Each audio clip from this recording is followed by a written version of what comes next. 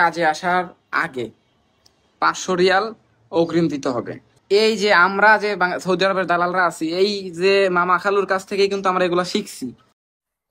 বাইরে ওর কথা একটু শোনেন, যে অনলাইনে আইসা কোন লেভেলের গাঁজা খাইলে মানুষকে উপকার করে টাকা চায়, প্রকাশ্যে বলে আমরা যারা সৌদি আরব দালাল আছি কত বড় বেয়াদব। কারণ মানুষ খাইতে পারে না, মানুষ পড়তে পারে না, মানুষ রুম ভাড়া দিতে পারে না, এমন পরিস্থিতিতে একটা নূতন মানুষের কাছ থেকে ওরা 200-300 করে টাকা নেয়। আর আপনারাও কোন লেভেলের গাঁজা খাইলে ওর মতো লোককে সাপোর্ট করেন, আবার ওর কাছে কাজ চান। এরকম মানুষকে আপনারা উৎখাত করে দেন অনলাইনের ভিতর থেকে। ওর ভিডিও তো ভালো, কিচ্ছুই দেখবেন না, কারণ ওর কথা হচ্ছে ও কোন মানুষ নিয়ে খেলে আপনার ধারণা আছে? হয়তো ভাই আপনি বিদেশের বাড়িতে আপনার কাজ আছে, আপনি প্রতিষ্ঠিত, যে ভাইটা নতুন আসে তার যদি বাবার সম্পত্তি অনেক থাকুক, এই প্রবাসের মাটিতে সে হচ্ছে গরিব, কারণ সে কাজ জানে না, সে নূতন, সে ভাষা বোঝে না, সে হচ্ছে গরিব। তো এইরকমের লোকের কাছ থেকে আপনারা টাকা নিয়ে ব্যবসা করেন, আবার বলে কি আমি ব্যবসা করি। ব্যবসা আপনারা একটু রিকোয়েস্ট হইলো, আপনারা ওর ভিডিওটা একটু দেখেন প্লিজ। মাসুদ ট্রাভেলস এজেন্সির নতুন যে নিয়ম বা নতুন যে সিস্টেমটা চালু করছি সেটা হচ্ছে কাজে আসার আগে 500 রিয়াল অগ্রিম দিতে হবে। এই টাকাটা বা এই নিয়মটা কেন চালু করছি এই ভিডিওতে আপনাদেরকে সেটাই বোঝাবো। দেখেন, বাংলাদেশে 10 থেকে 15 লাখ টাকা দিয়ে একটা গভর্নমেন্ট চাকরির জন্য টাকা মানে ফালায় রাখতে হয় মামা খালুর কাছে। তারপরে চাকরি পাবো কি পাবো না, তারপরে মনে করেন যদি চাকরি পাই তো আলহামদুলিল্লাহ, না পাইলে 1 লাখ 2 লাখ 3 লাখ মাইনাস করে তারপরে টাকা ফেরত দেয়। এই যে আমরা যে সৌদি আরবের দালালরা আছি, এই যে মামা খালুর কাছ থেকেই কিন্তু আমরা এগুলো শিখছি। সৌদি আরবে আমরা যে চাকরি দেয়া, এটা তো আগেতে ফ্রি ছিল, আগে এত লোক ছিল না, এখন লোক বেশি হয়ে গেছে, চাকরি দেওয়ার মানুষও বেশি হয়ে গেছে। তো এর জন্য এই টাকাটা এখন নেওয়া হচ্ছে, কারণ একটা ব্যবসা, মানুষ পারতেছে না, অভাবে আছে, কিচ্ছু করার দরকার নাই, একটা চাকরি দরকার।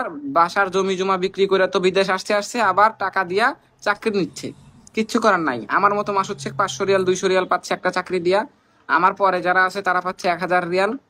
এটাই হচ্ছে সিস্টেম। এখন দেখেন, কাফালা খরচ কিন্তু আমরা একা খাই না, আমাদের মাঝখানে আরেকজন লোক আছে, সৌদি থাকে বা অন্য একটা বাঙালি থাকে, অন্য একটা মাসরি মুদির থাকে, ইয়ামানি মুদির থাকে।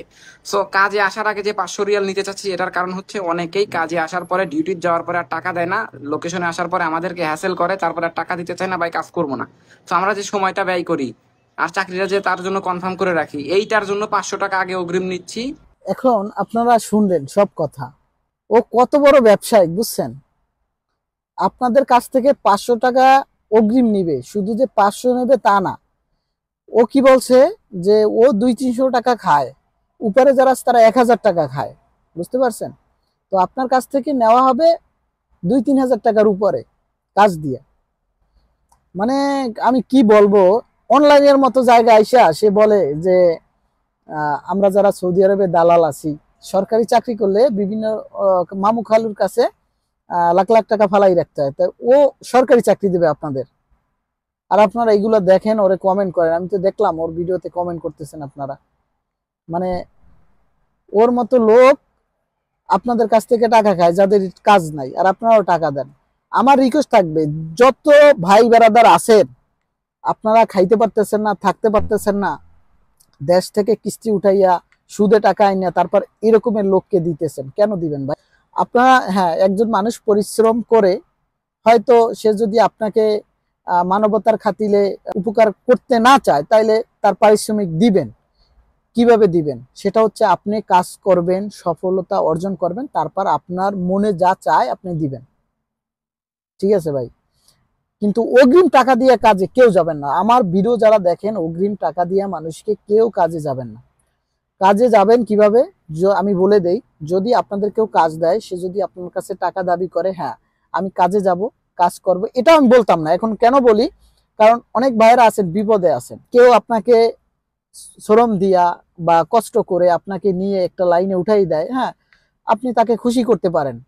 সেটা কখন? আপনার যখন স্যালারি আসবে তখন। স্যালারির আগে এই মা বাপকে কষ্ট দিয়ে টাকা আয় না, আপনি শান্তির চাকরি চান? এইগুলা মাথা দিয়ে ফালাই দেন ভাই। কোন জায়গা আপনার টাকায় কাজ দেয় না, আপনার দেবে যোগ্যতায়। আপনি যদি একটা হোটেলে কাজে যান, ঠিক আছে, হোটেলে যদি একটা কাজে যান, আপনি কাজ না পারলে আপনাকে রাখবে?